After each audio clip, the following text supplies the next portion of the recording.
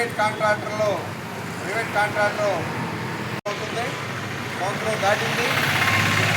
ఇప్పుడు ఆత్మలో లేనటువంటి వాళ్ళని 60 మందిని తీసుకున్నటువంటి ఈ వర్కర్స్కి గత 2 నెలల నుంచి జీతాలు ఇవ్వటం లేదు. ఆ జీతాలు ఇవ్వటం కోసం గతంలో 2 సార్లు ఎమ్మెల్యే గారికి కమిషనర్ గారికి తెలియపరచగా ఏప్రిల్ నెల జీతం వేశారు, మే నెల వేయలేదు.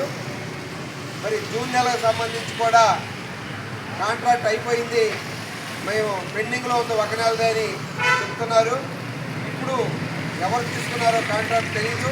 కానీ కమిషనర్ గారు వీళ్ళ కాంట్రాక్ట్ అయిపోయిన తర్వాత మేము పెట్టుకుంటాం మిమ్మల్ని, మీరు పని చేయండి అని చెప్పి గత నెల ఎమ్మెల్యే గారి ఆఫీస్ వద్ద వీళ్ళకి హామీ ఇచ్చి ఉన్నారు.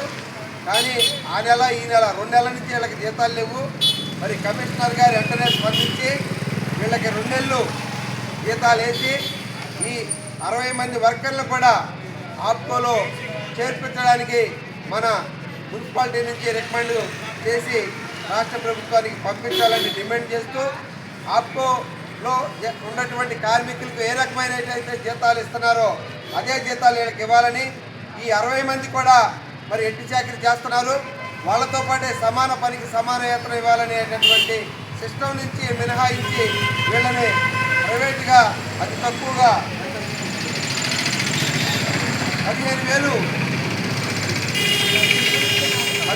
ఇస్తున్నారు. అందులో నుంచి కూడా కటింగు